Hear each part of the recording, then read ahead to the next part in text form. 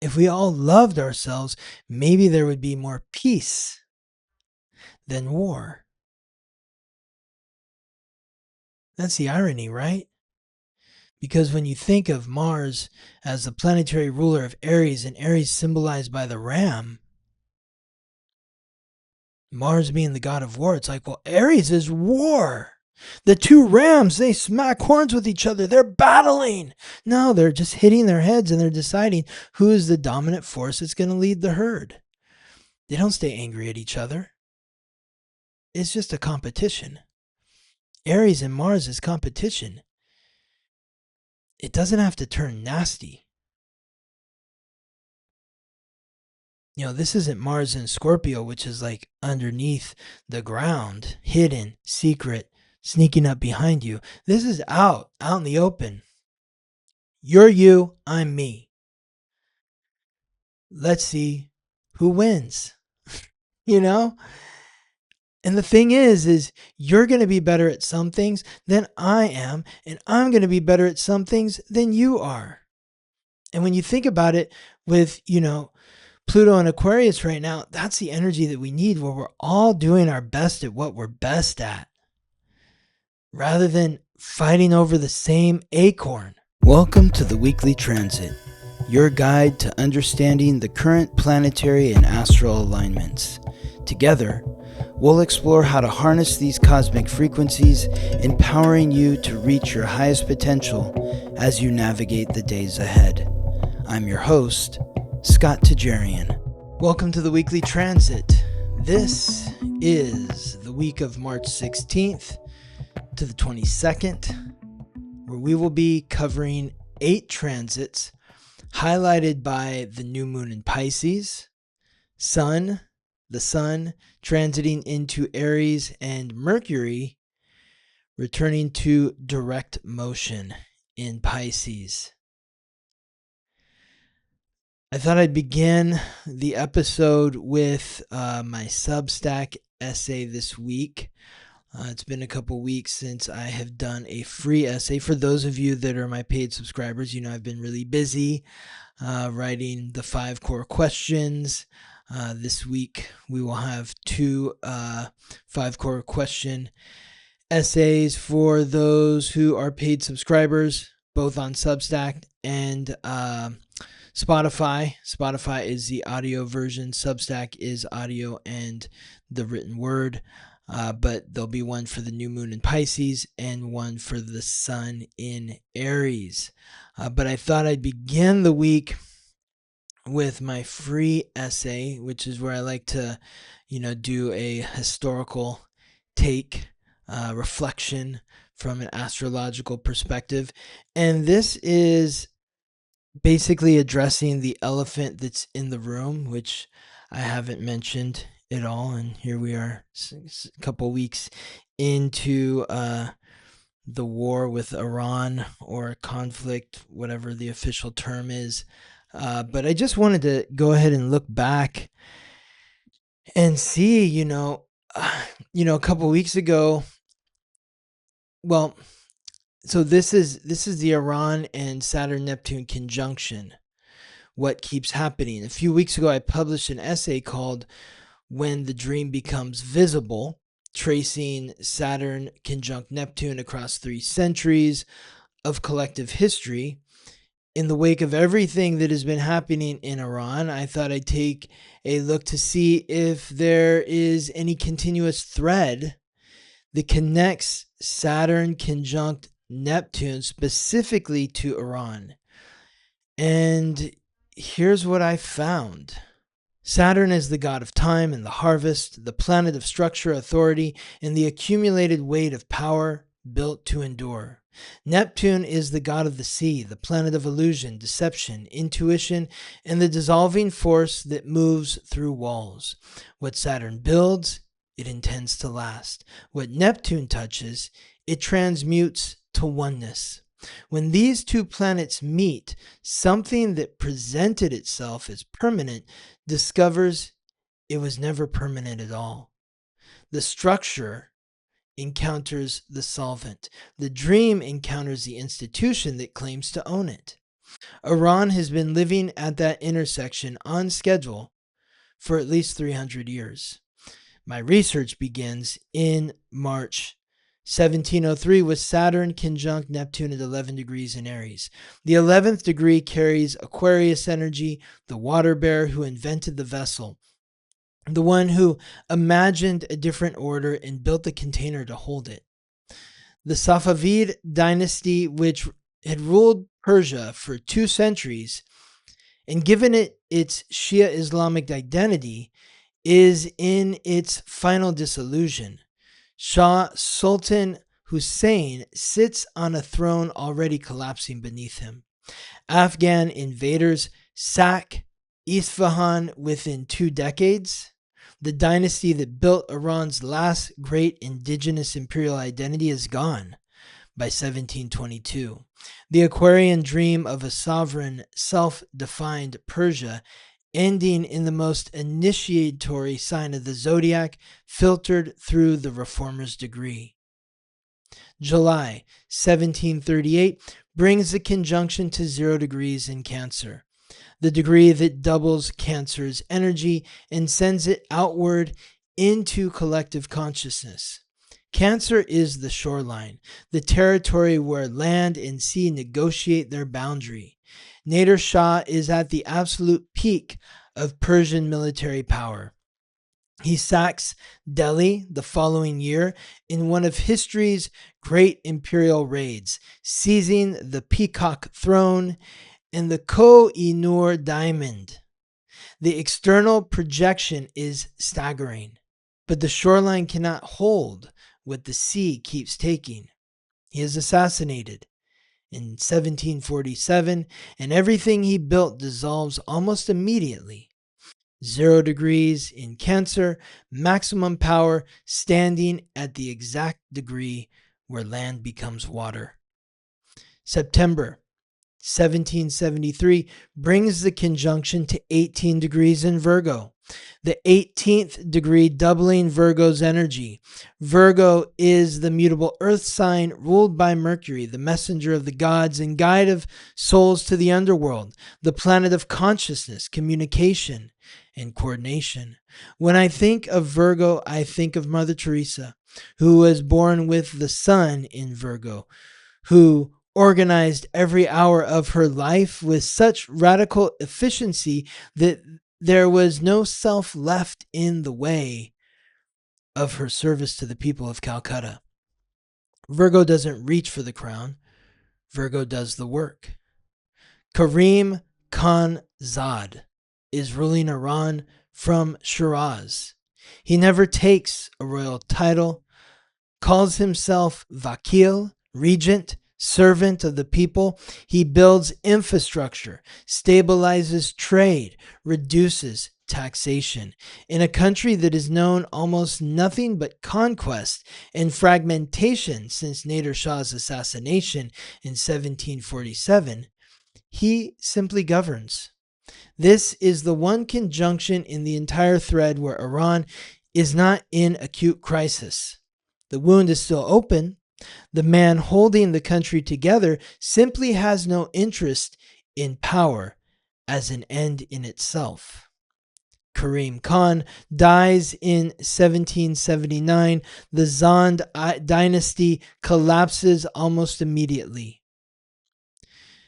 The Qajars arrive, and with them, the long erosion of Iranian sovereignty under foreign pressure begins. The humility of Virgo holds the peace. The peace doesn't outlast the Virgo moment. By December 1809, the conjunction moves to 6 degrees in Sagittarius, the 6th degree carrying Virgo's energy. The careful analyst who reads the fine print and serves the structure already in place. Napoleon and Britain are simultaneously courting Persia as a strategic asset to their European rivalry. Iran is becoming a board on which other powers play their games. The preliminary treaty of friendship with Britain is signed this same year. Iran chooses its colonizer from among available options. The Russo-Persian wars are grinding, and Iran is losing northern territories that will never return. 6 degrees in Sagittarius, the grand fire of foreign ambition run through the exacting service of Virgo, producing a nation organized around someone else's interests. April 1846 places the conjunction at 27 degrees in Aquarius, the 27th degree carrying Gemini energy, the signal that persists beyond the messenger. 2 years earlier, in 1844, Sayyid Ali Muhammad had already declared his prophetic mission, igniting the Babi movement, an apocalyptic messianic uprising moving through Persian society with a force the Qajar establishment could not contain. By 1846, the movement is gaining momentum toward its first major crisis. The Qajar establishment executes him in 1850. The movement survives, transforms, and eventually becomes the Baha'i faith, one of the most globally significant religious traditions to emerge from Iranian soil. 27 degrees in Aquarius, the water bearer's vessel carrying a transmission that institutional violence cannot silence, only change shape. May 1882 arrives at 16 degrees Taurus, the 16th degree carrying Cancer's energy, the shoreline again, the contested boundary between what is yours and what the sea claims. Taurus is the 5 physical senses, the body, the earth, what can be held and extracted. Under Nasir ad-Din Shah, the pattern of foreign concessions over Iran's physical resources is taking root. Roads, telegraphs, trade routes handed to foreign interests through paper agreements. The tobacco concession will follow in 1890, the oil concession in 1901. The architecture of extraction is being built at this conjunction. Its full consequences still arriving. 16 degrees in Taurus, the earth of a nation renegotiated at the shoreline, the boundary between sovereignty and extraction drawn in someone else's handwriting. July 1917 brings the conjunction to 4 degrees in Leo, the 4th degree carrying Cancer's energy. Leo is the keeper of the flame, the sovereign self-image of a people who know who they are. British troops occupy the south. Russian troops occupy the north. Ottoman forces press from the west. Tehran is a capital in name only. The constitutional revolution of 1905 to 1911, which had tried to build a parliament and limit royal power, had already been weakened and destabilized by foreign interference. The Leo flame, the Persian sense of itself as a civilization with its own authority, extinguished at the degree that speaks of the shoreline, the boundary that no longer holds. Then July 21st, 1953, the conjunction at 21 degrees in Libra. The 21st degree carries Sagittarius energy. Libra is justice, balance, the architecture of agreements between equal parties. Sagittarius is the fire that goes wild, the reach beyond the horizon, the ideological framework large enough to justify anything it touches. When Sagittarius runs through a Libra moment, the language of justice and legitimate agreement becomes the vehicle for something else entirely. What is framed as balance is expansion in disguise. Mohammad Mossadegh, the democratically elected prime minister, has nationalized the Anglo-Iranian oil company. He is enormously popular. He is attempting to give Iran what it has been losing since 1882, sovereign control over its own ground. Britain, furious at losing its oil monopoly, imposes a worldwide embargo and recruits the CIA. The operation is called Ajax. It executes on August 19th, 1953, 28 days after the exact conjunction. The elected government is overthrown. The Shah is restored as a foreign-backed monarch. The word coup is officially replaced with popular uprising. Libra's vocabulary. Sagittarius's reach. Saturn's institutional result. Mossadegh is arrested, tried, and placed under house arrest until his death. He never recants. This movement does not end in 1953. The 1979 revolution carries it forward. The hostage crisis carries it forward. The nuclear program carries it forward. The entire architecture of the Islamic Republic's anti-Western ideology is built on the foundation of what was dissolved at 21 degrees in Libra. Iran's most legitimate democratic experiment erased by foreign intelligence and dressed as something else. November 13th, 1989. The conjunction at 10 degrees in Capricorn. The 10th degree doubling Capricorn's energy. The institution inside the institution. The government of the government. Ayatollah Khomeini died in June. The Islamic Republic, 10 years old, is consolidating. Ali Khamenei is appointed supreme leader, a role he was theologically unprepared for, which he reportedly knew. The revolutionary fire of 1979 handed to a bureaucrat. Neptune's dream entering Saturn's apparatus. Khamenei receives the Islamic Republic under this conjunction. A man of middling religious credentials inheriting the throne of a revolution at the degree that doubles the energy of institutional permanence. He holds it for 36 years. Every conjunction in this series has pressed on the same wound. Who controls Iran? Who defines it? Whether the dream of sovereignty survives contact with power. The Safavid dream dissolved into Afghan invasion. The Nader Shah projection dissolved into assassination. The Virgo interlude held briefly, quietly, until the man who refused the crown was gone. The constitutional dream dissolved into foreign occupation. The Bobby vision dissolved into execution and transformation into something that outlasted its executioners. The democratic dream dissolved into a CIA operation dressed as popular will.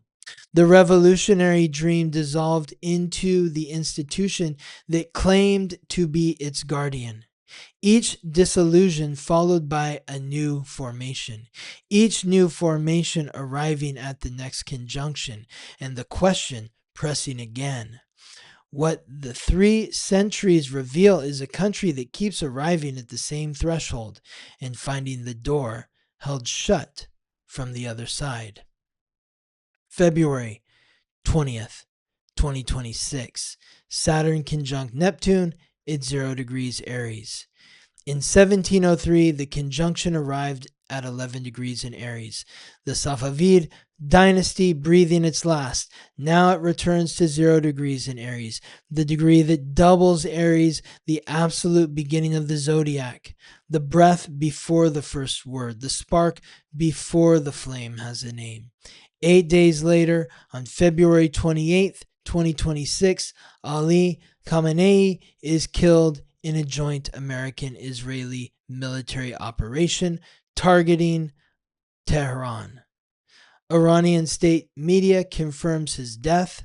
Iranians take to the streets, some mourning, some celebrating. Security forces open fire on those celebrating. His family dies in the same strikes. The Islamic Revolutionary Guard Corps holds the institutional ground.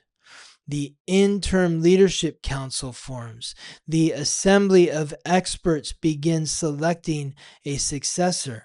The man who received the Islamic Republic at one Saturn-Neptune conjunction is dead at the next one. He is given the dream hardened into institution at 10 degrees in Capricorn. The institution was dissolved at 0 degrees in Aries. As multiple analysis noted in the days that followed, this is the second time in less than a century that the United States acted to remove an Iranian leader from power. 1953 was Mossadegh. 2026 was Khamenei. Saturn and Neptune present in conjunction both times. Look where they stood. 1953, the conjunction was at 21 degrees in Libra, the sign of agreements, justice, the architecture of legitimate power, and the intervention arrived through deception, through intelligence operations, through the careful construction of a fiction called popular will. In 2026, the conjunction is at 0 degrees in Aries, the sign of direct force, the self asserting itself without apology, and the intervention arrives as airstrikes. Libra and Aries are opposite signs, the same axis. The method changed, the results did not. The question open since 1703 remains open. Whatever comes next in Iran has not yet declared itself. We are sitting inside the 0 degrees in Aries moment, the degree before the degree, the beginning that hasn't found its name. I don't know what Saturn and Neptune mean when they meet. I don't know whether the sky causes anything or simply reflects it. I don't know if 3 centuries of evidence proves anything at all. What I know is I pulled the dates, I checked the history, I laid them out on the table and looked at what was there. I couldn't look away. What do you see? Whew.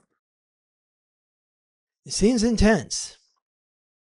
And I literally have no idea about what is going on in these foreign countries or what's going on in this country. All I know is when I look at the planets and I see how it's reflecting what is going on in the world and in this country, I see a very strong reflection. I don't have the answers. I just like to kind of point to what's happening with the planets and stars and what's happening on Earth. So I'm curious to get your perspective on things. It does seem kind of coincidental that whenever these 2 planets meet up in that conjunction, that something is happening in Iran. Control, dissolution of delusion, or dissolving control. Control of Saturn and Neptune dissolves.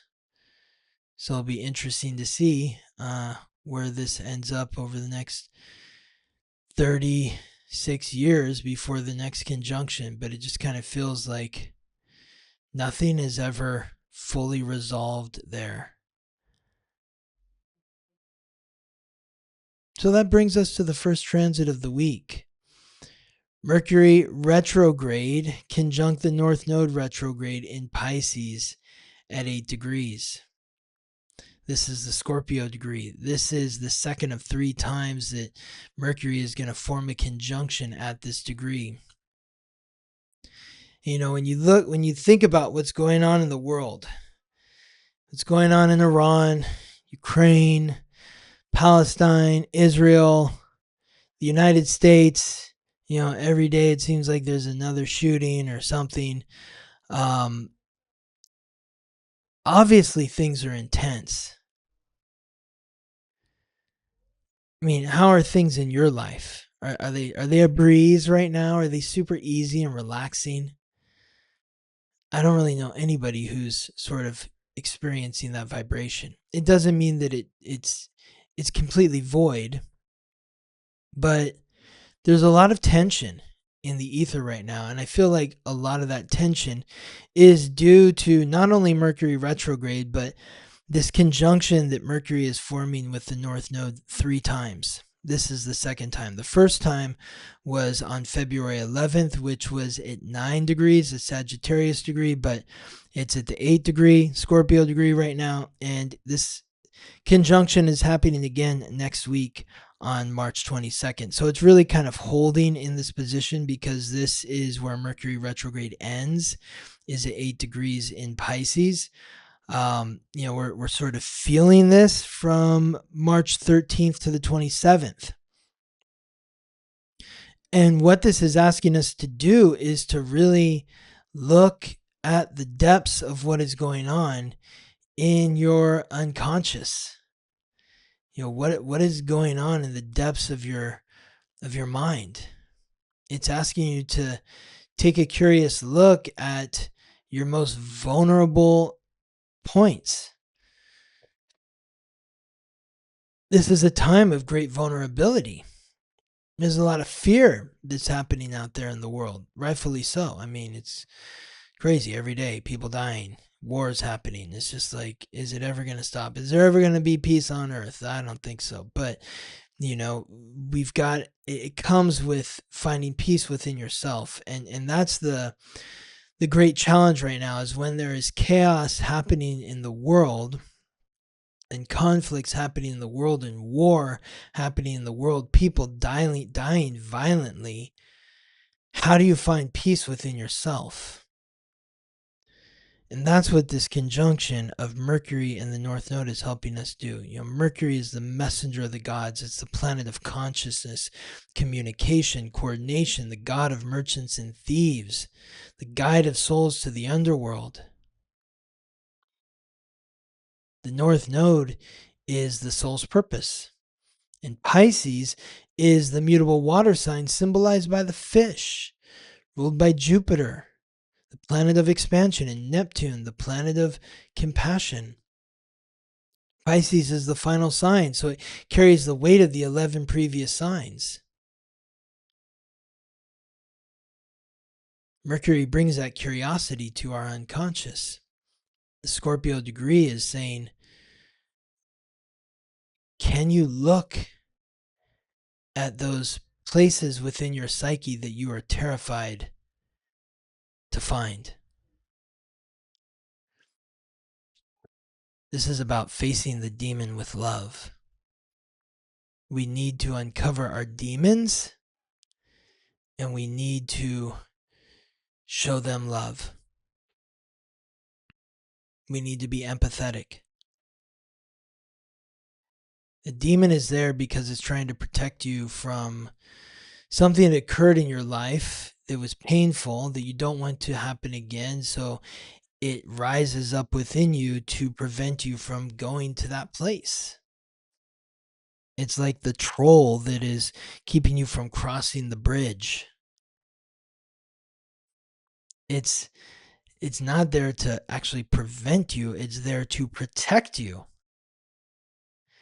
The demon is there to protect you in a sense, because if you cross that threshold, you go to a place where you were once harmed. And in order to make peace with ourselves, we have to go to that place.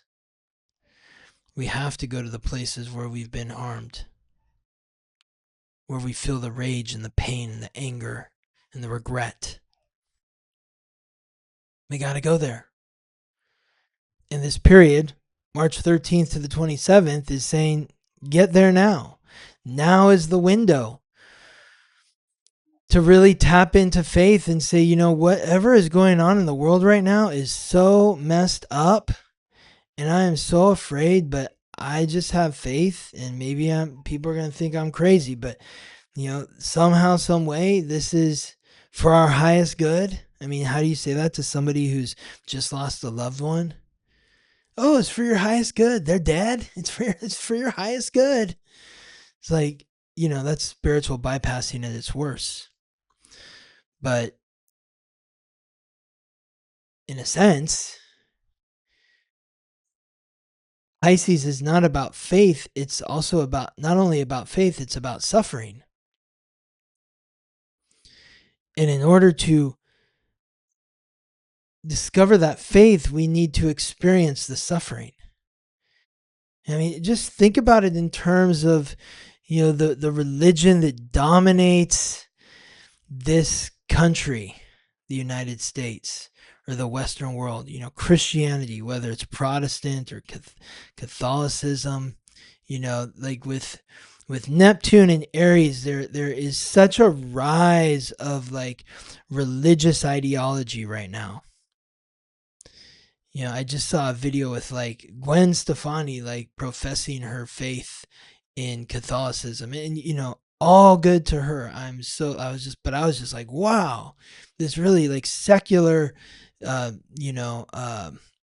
rock star is now professing her religious faith on a YouTube channel interview with a priest. There was someone else who jumped out recently too. There was a real mainstream person. I can't remember. But you see it so much in like the athletes too. So many athletes, professing their faith, which is wonderful. I don't look down upon any of that. What I am bringing up this for is to draw the connection to being in the age of Pisces.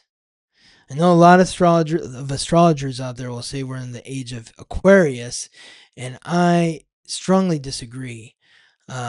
We are still in the age of Pisces because the zodiacal age lasts like 2100 years. And if we're talking about the zodiacal age of Pisces beginning at 0 AD, that's the birth of Christ, it makes sense from an astrological perspective because Jesus was symbolized by the fish.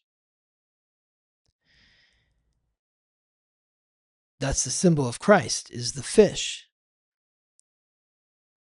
before the cross. But the cross also represents Pisces. Pisces is symbolized by the fish, but the cross also has a connection to Pisces.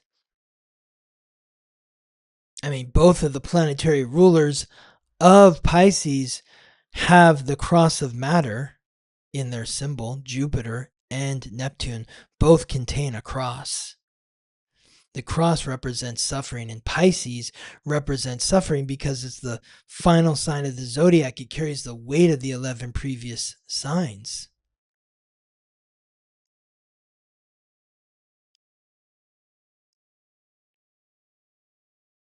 Jesus had to suffer in order for our sins to be forgiven. That is the faith. Whether or not you believe that, I'm not going to go there, but I'm just equating the religion to the age that we're in. So as we get closer and closer to the age of Aquarius, this energy of Pisces is going to become more and more profound. And the reason why I also think we're in the age of Pisces is because we can't, I mean, do you go on Instagram or YouTube? I mean, the way the AI has just sort of taken over, in terms of visuals and imagery. It's getting harder and harder to tell if the people that you actually are looking at in the image that you're seeing, the moving image that you're seeing, if they're real.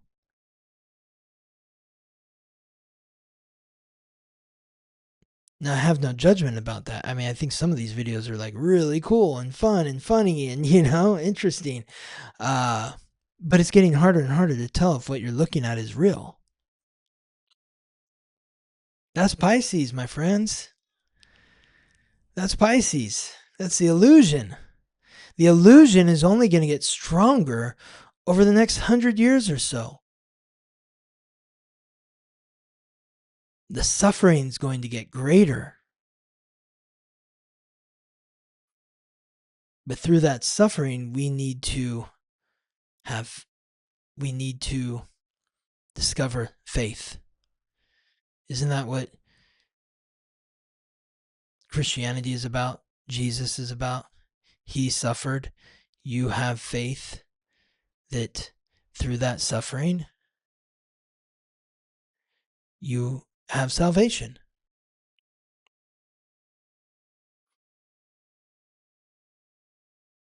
So we need to collectively submit to the suffering that we are experiencing right now and somehow find faith within that suffering. Faith for ourselves, and through ourselves, the people in the world around us. That's what this transit of Mercury conjunct the North Node in Pisces is about. And so much of the suffering that we are experiencing comes from within. And that's where we need to reclaim faith, is within ourselves. And that leads us to the second transit of the week, the new moon in Pisces at 28 degrees, the Cancer degree. This occurs at 6:24 p.m. on Wednesday, March 18th. I have a class on Wednesday at 10 a.m. Pacific time, which covers this new moon in Pisces and the coming full moon in Libra. It's an hour-long class that goes over both of these transits in depth in relation to the houses and your astrological code. You can enroll at theweeklytransit.com. It's $35 for a 1-hour class that covers the new moon, the full moon, and how it relates to your chart. So the new moon is planting the seeds of the coming harvest. It's at the Cancer degree. It's in Pisces. This is encouraging us to reflect upon our past, our roots, our upbringing, our childhood, the ones who raised and nurtured us, our ancestors, our bloodline. The suffering is passed down through generations.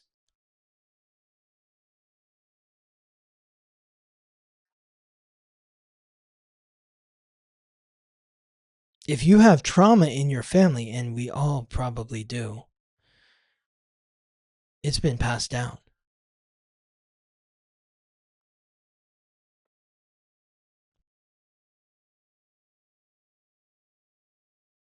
You know, a lot of my family comes from, my roots are in the Middle East, Armenia.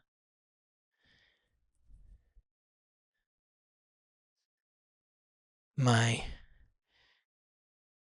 mom's father lost his parents in the Armenian genocide when he was a child. Never saw them again, never saw his sister again. My mom's mom was the first of her family to be born in the United States. They saw what was going on, and they got out of there before it all went down. Same with my dad's father and his family. They got out of Armenia in the 1880s before my mom's grandmother's family. My mom's mother's family. My mom's mother's family came over in the early 1900s, and my dad's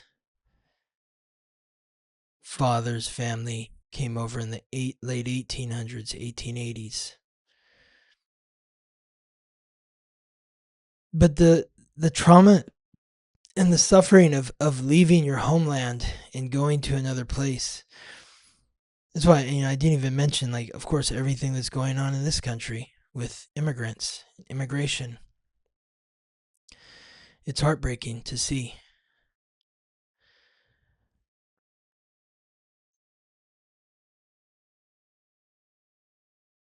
We need to look back at the trauma that exists within our lives, that has been passed down from our families. from our ancestors, from those who have suffered before us, and they've passed their suffering down to us. It's not like my grandfather ever said, I lost my parents when I was 7 years old, so you have to suffer now. But you feel the pain that he's carrying for his whole life. And maybe he snapped at me or yelled at me a couple times because he's dealing with unresolved anger within him. That's the trauma passed down. And my dad's grandmother said, Sarkis, never go hungry. My dad told me that. She said, never go hungry. He's like, go hungry? Why would I go hungry? Well, she knew what it meant to go hungry. Because she was that poor. Because they'd been uprooted from their homeland. They had no resources. And so you see it in my family now where it's like, finish all your food, take another bite, make sure you clear your plate. There's anxiety around getting enough food. It's passed down. This new moon is saying, have compassion for yourself and what has been passed down to you, and have empathy for your ancestors and those who came before you. Set your intentions to show yourself compassion, to show your ancestors empathy. And through that, empathy to those around you. Empathy for all the people, not just one side or the other side. For all sides. Pisces encompasses everyone. It's not exclusive. Pisces is we are all one.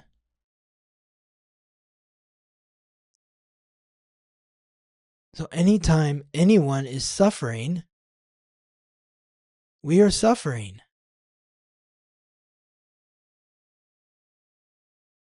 There's no glee or delight in the suffering of others. Only compassion and empathy.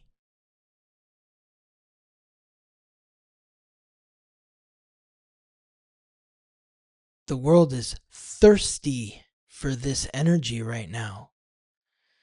So drink up. The third transit of the week, the sun in Pisces forms a sextile with Uranus in Taurus at 28 degrees.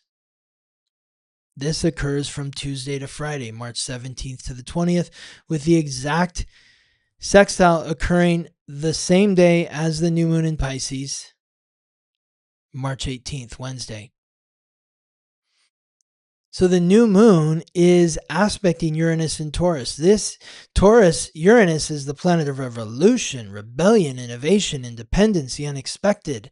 The sun, the planet of light, life, and vitality. Taurus, the fixed earth sign, symbolized by the bull and ruled by Venus, the planet that represents the five physical senses. It's saying,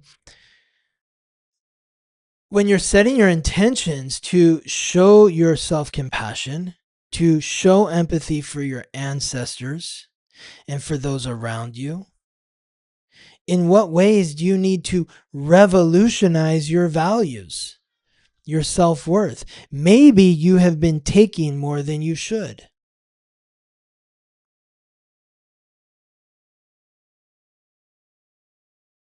Maybe you have been holding on too tightly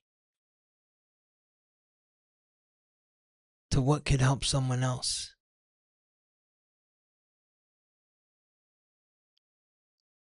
Or maybe you have been allowing yourself to suffer more than you should. You have been allowing yourself to go hungry.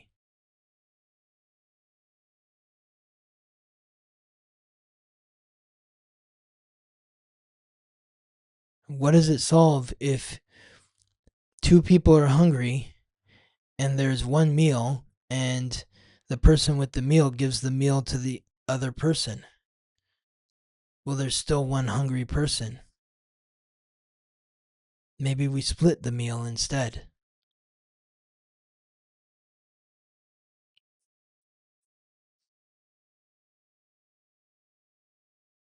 This is revolutionizing our psyche.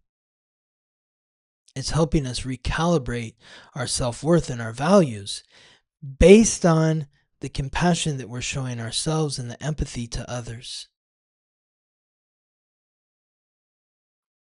The fourth transit of the week, Venus in Aries, square Saturn, square Jupiter in Cancer at 15 degrees.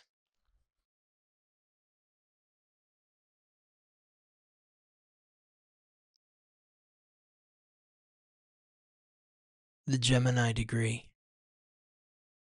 This is Monday to Thursday, March 16th to the 19th, with the exact square occurring on Wednesday, the same day as the new moon, sextile Uranus. Venus is Lady Luck, the goddess of love and beauty, the planet of relationships. Jupiter, the planet of luck and expansion, the god of thunder, lord of justice. Jupiter is exalted in Cancer, the cardinal water sign, symbolized by the crab and ruled by the moon. Aries, the cardinal fire sign, symbolized by the ram and ruled by Mars.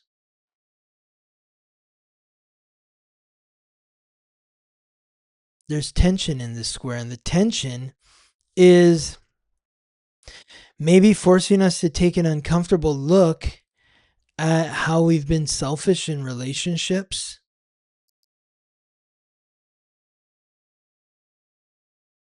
or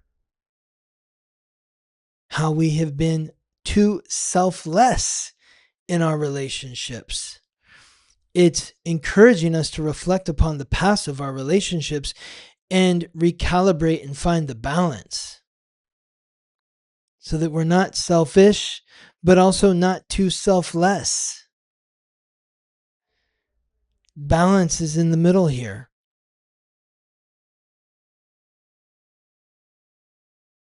There's a lot happening midweek. Midweek is like this release, this tension and release. It's popping the zit. It's the exhale.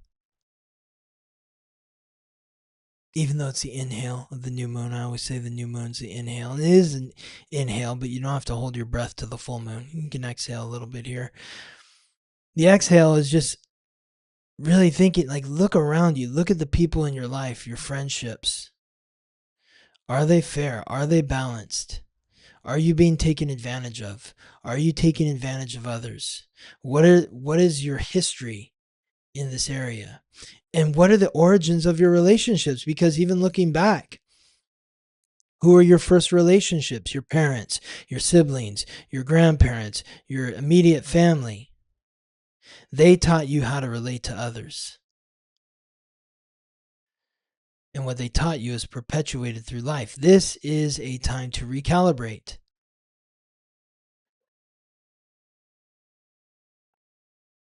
And say, are the values that were passed down to me from those who came before me in alignment with who I want to be today? You might say you might say yes for some, no for others. That's part of the recalibration. And then the fifth transit of the week, the sun transits into Aries, the sign where it is exalted.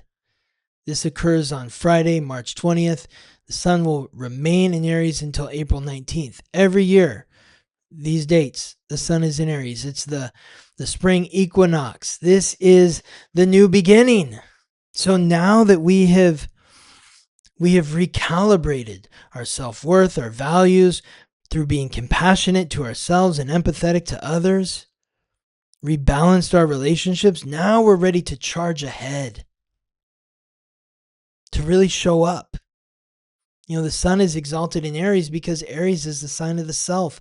And what better way to see yourself than when the sun is shining on you? You're not in the dark, you're in the light. It's easy to see you. So who are you when you show up?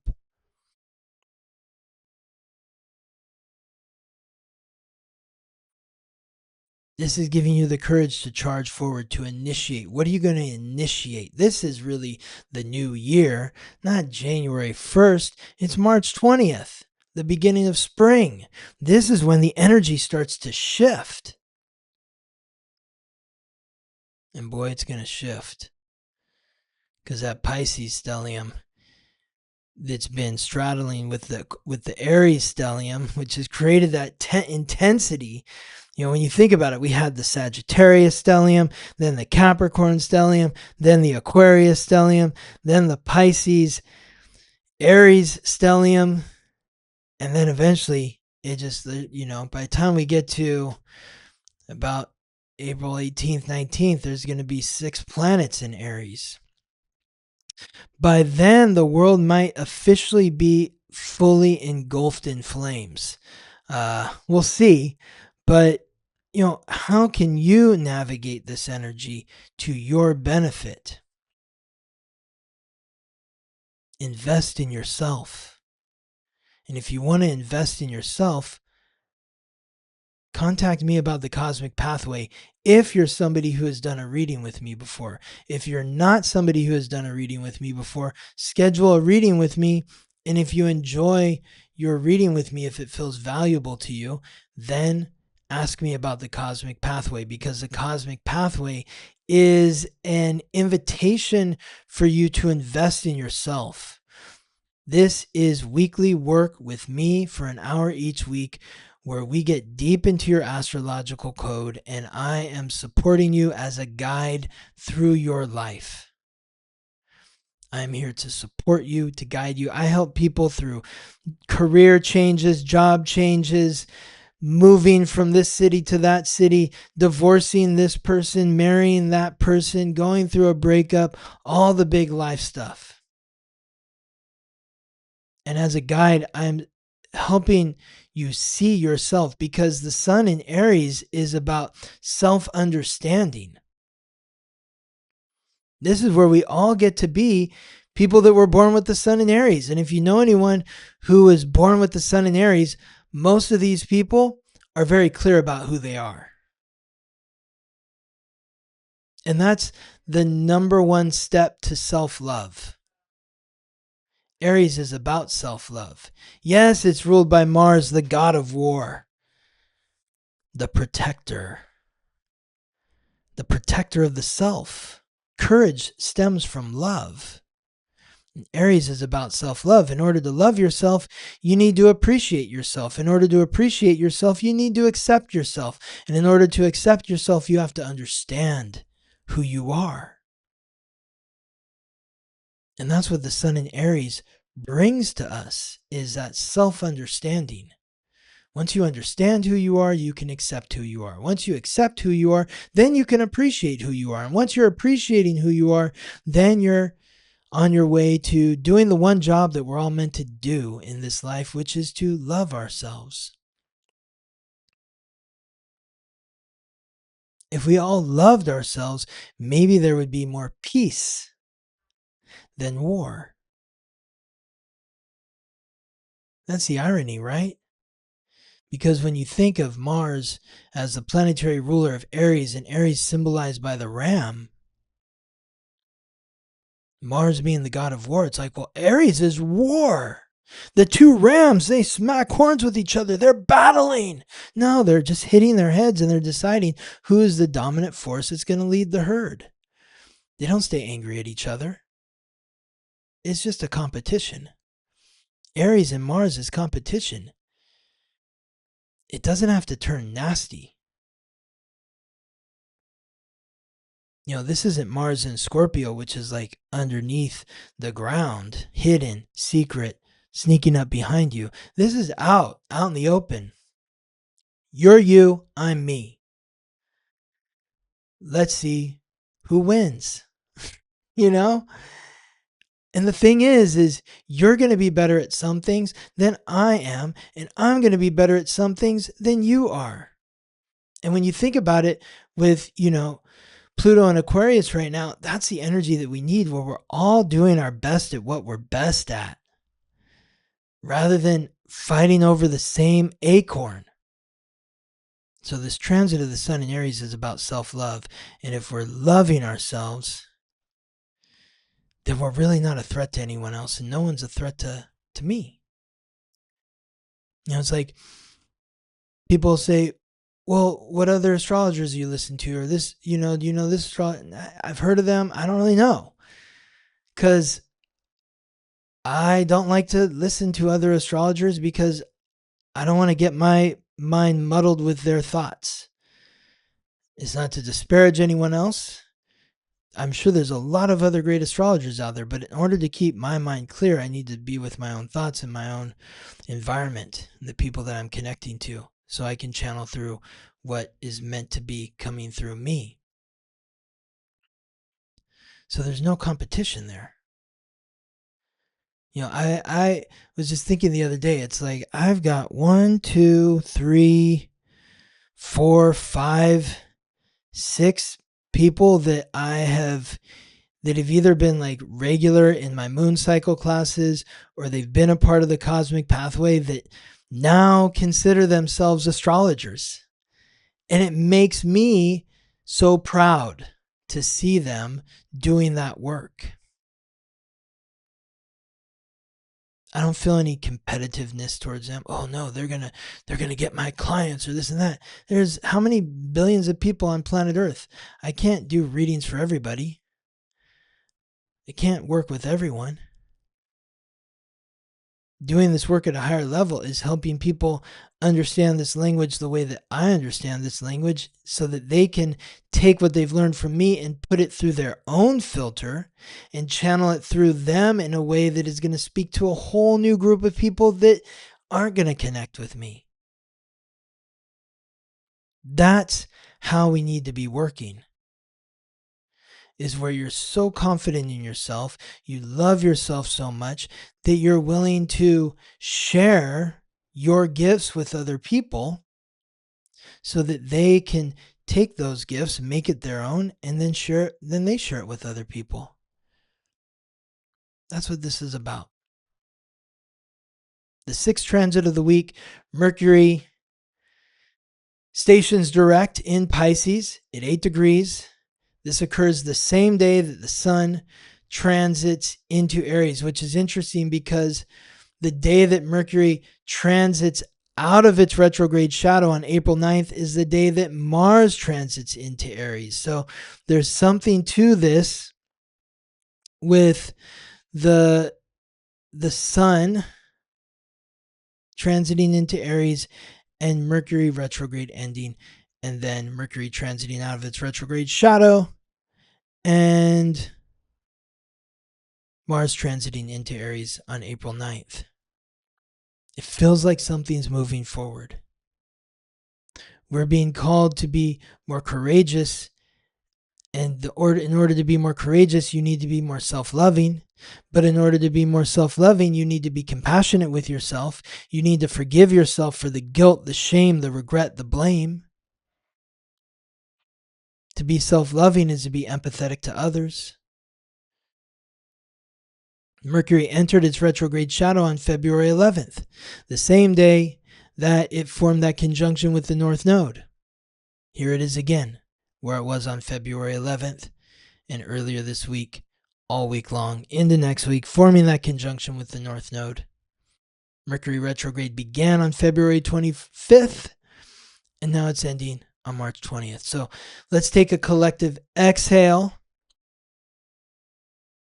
Let's continue to slow down and do that deep inner work.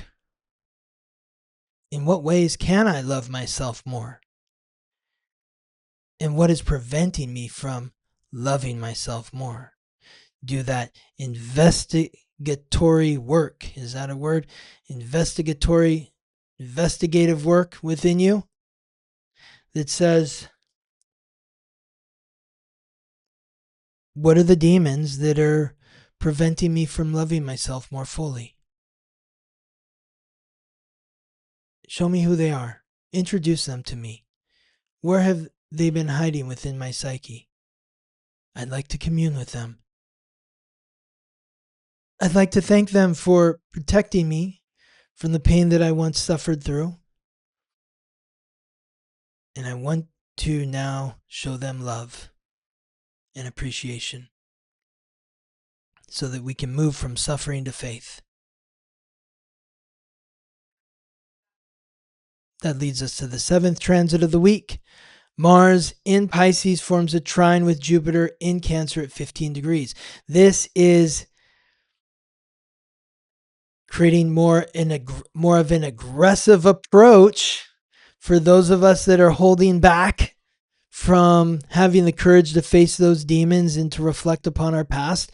Mars is there now, saying, where have you not been asking those questions? And that leads us to the 8th transit of the week, the final transit of the week, the Sun conjunct Neptune in Aries at 1 degree, the Aries degree, just to make things even more confusing. But, because we got Neptune, the god of fresh water and the sea, the planet of illusion, deception, compassion, intuition, the planetary ruler of Pisces, transiting through Aries, the Sun forming that conjunction. It's going to form that conjunction every single year in Aries, all the way until 2038. This is the first year. So 2026, 27, 28, 29, 30. 1, 2, 3, 4, 5, 6, 7, 8, 13 years. This is the first of 13 times that the Sun in Aries will form a conjunction with Neptune in Aries. By 2038, 2039, when it's not happening anymore, I think we're going to have a whole new vision of who we are as individuals. What is the dream that you have for yourself? This conjunction occurs from Friday to Tuesday, exact on Sunday, the day of the sun, March 22nd. It's time to reimagine who you are and show yourself that compassion so that you can love yourself the way that you deserve to be loved. This is such a powerful time for forgiveness, to forgive yourself. Remember, you are just this living, breathing soul encapsulated in this body that is here to learn, to grow, to evolve.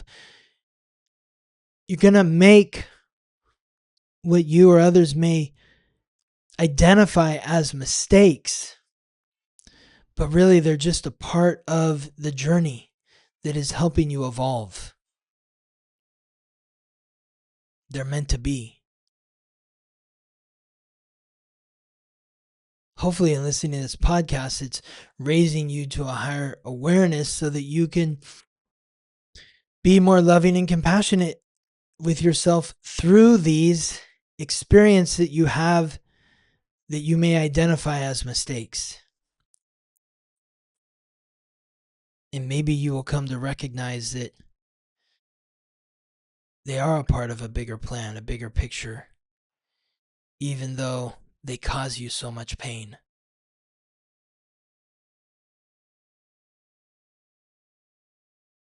As I said earlier in the Substack essay, Neptune dissolves.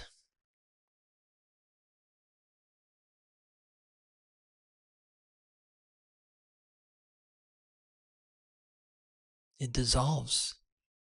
The sun is the identity. It's in the sign where it is exalted, Aries. The end of this week, you are being called to dissolve the person that you think you are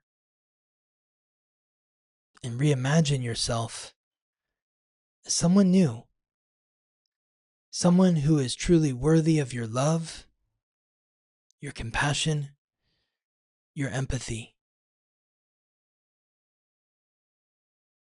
Someone who you know is worthy of being courageous in your self-expression. I hope this message has been helpful to you. I hope it empowers you through the week ahead, and I look forward to reconnecting with you next week. Thank you for listening to the weekly transit. If you're curious to learn how these transits or any other transits may be affecting you, or if you're interested in learning more about your astrological code, contact me for a reading at theweeklytransit.com. This episode was produced by me, Scott Tajarian. Music written by Ben Leinbach from Listen Deep by Amber Herzog-Lyman. Wishing you all the best as you ride the planetary waves.